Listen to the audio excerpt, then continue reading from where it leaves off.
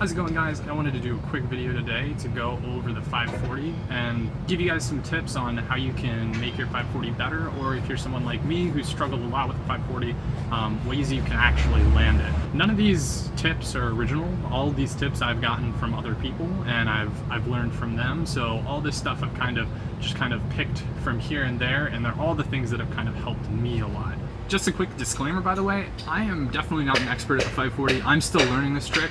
I just want to share some tips and tricks that really helped me along the way, learning the skill and just landing the skill for the first time. So I'm going to go over a couple different ways to learn the 540, and I'm going to break down some of the attempts that I did of the 540.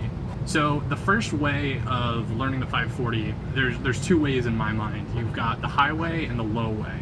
The high way is where you're going to take a tornado kick, you're just going to kick over as fast as you can, and you're going to try to slowly bring your legs together so that they're landing at the same time. From there, you're just going to kick faster and faster, and you're trying to land with that leg first. So that's the high way. I recommend doing both. That one's very simple. There's not a lot of steps to it. It's literally just do the strongest tornado kick you can.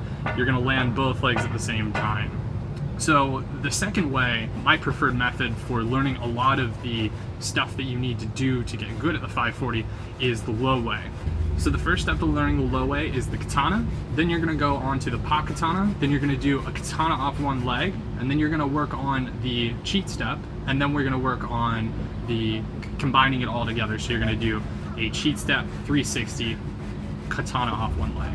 So the thing about the katana, it doesn't really train you for what it's like to actually be setting up for the kick, because the setup for a katana is very different than a 540. During a 540, you're doing a cheat step and then you're driving your left knee up. During a katana, the thing that you want to focus on most is what it feels like in the air and what it feels like when you're landing.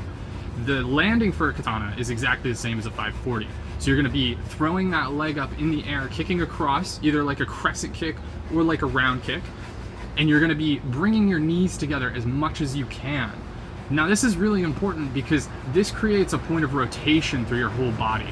When you bring up that driving knee and you bring up that other leg, if you keep those spread, you're going to have a lot of force that's distributed over a large space. So your spin is going to be very slow. If you bring those knees together, you're going to have a lot more rotation, and that's what gives you that ability to spin fast enough to get your leg on the ground. So for the pop katana, the only difference is it's just a little bit more effort. Now the pop katana is really important because it'll help you understand the landing of the katana, and it'll also bridge that gap of power that you need to be putting into your katana to get it over there.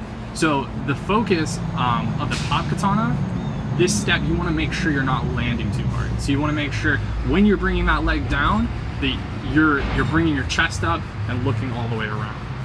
The third step, the katana off one leg, is honestly, in my opinion, one of the hardest ones. It can be harder than a 540 itself if done right, because with the katana off one leg, you've got to push all of your weight off the ground with one leg, kick with that leg, and bring it over. This is starting from no momentum. So what I do is I give myself a little hop, and I'll start with my left knee down. That way, when I bring my left knee up and I jump, I've got a little bit of upwards momentum that I can use to kick that over. Now again, this step is really important for the air time, because this is going to give you a more realistic sense of what it's like to bring your legs together after throwing, when you're throwing that kick. So when you bring that knee up, your legs are naturally going to be apart from one another. So the goal is to kick and bring that kicking leg up to the point where your knee is, that driving knee, so that you can keep them together there. Now if you bring that knee around and you just, that knee is just going, it's going to be very hard to catch up with it with your kicking leg. That's why it's important to bring that knee in the front, lift, and then use that kicking leg and bring those knees together. So the last step is that cheat step. The most important thing for this cheat step is that you rotate all the way around. If you stop 270 degrees through the rotation and then bring your knee up, you're gonna have to be kicking across your entire body. A lot of people, when they try this, they'll lean back a lot like they would for a side swipe. The problem with this is when you lean back, as you turn around, a lot of people just drop their shoulders into the ground. So when you're coming around with that kicking leg and you're landing on the ground, your shoulders are down. That's putting a lot of weight through your body, into your leg, into the ground. You want to start the 540 with keeping your shoulders up. That way when you kick across and you land, you're gonna turn out of that and your momentum's gonna keep going in that spinning direction, as opposed to just putting your momentum straight into the ground and stopping everything all at once.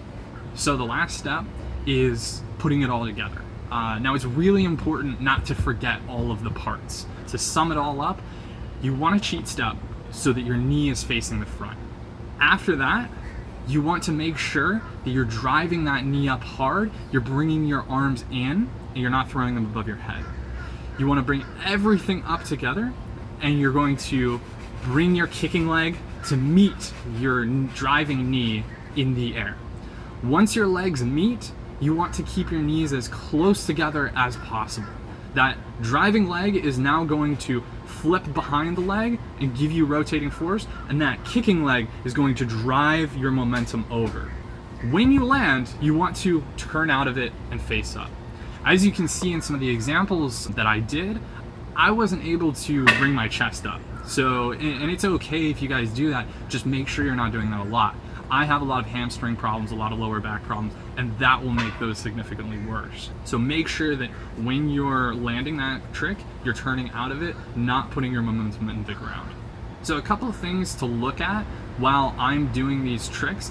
I had a very hard time bringing my knees together for a lot of these 540s. You guys can see the difference between when I bring my knees together and when I don't. So one other thing that I want you guys to focus on is making sure that you're tensing your whole body up. Throughout the katana progressions, I want you to make sure that you're using your whole body to get yourself over. So starting from square one, just a normal katana, when you kick over, you want to tense up your core, you want to tense up your arms, and have everything moving as one unit. This becomes especially important when you're combining everything together. When you bring those arms up with your driving knee and everything's pulling you up, you want to pull in and tighten things up so that your body rotates over. Your hips are going to lead you over, and your body needs to be tense enough so that it comes with it. If you don't tense up your body, your groin muscle is gonna give out, your body is gonna give out, and you're just gonna lag behind, and that's why you don't make it all the way through the trick. So one other common mistake people make with 540 is they think that it's a kick across their body.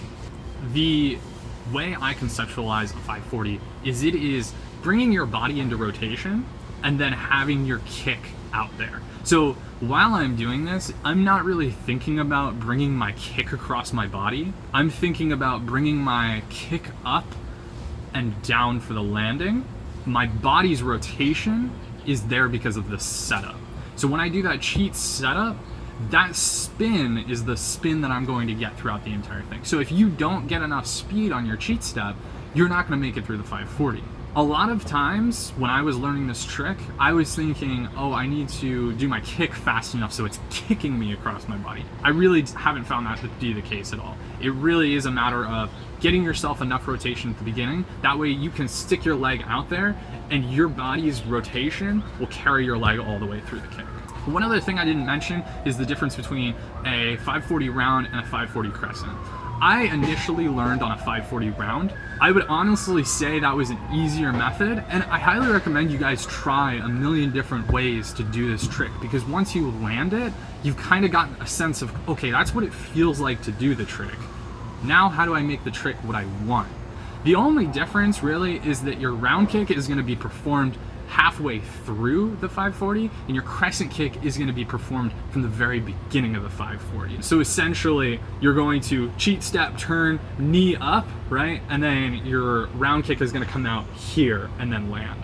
The crescent kick, you're going to cheat step, turn, knee up, and then your crescent kick is going to come across. Honestly, they're both very, very similar, and if you learn one, it's not terribly hard to learn the other. It's really just about, okay, what is my hip doing and what is my kick doing at the beginning of the trick? Other than that, it's repetition, repetition, repetition. If you guys are struggling with any one of these progressions, the pop katana, the one leg katana, or putting it all together, go back to the progression before that and just knock out 100. It's gonna be obnoxious, it's gonna take forever, but if you do 100 of that progression, you're going to get so sick of the trick, you're gonna start messing with other things, and you're gonna be able to have that foundational knowledge that just kind of carries you on. So that's the challenge that I always give myself. If I'm struggling with a progression, I'll do 100 of that progression and then move on.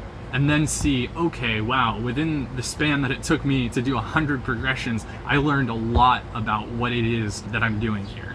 So take your time, be patient, and keep on tricking, guys. Thank you guys for watching. I hope you enjoyed. If you did, go ahead and like the video, subscribe to the channel. Let me know if you guys have any other videos you want me to make. And yeah, I'll see you guys.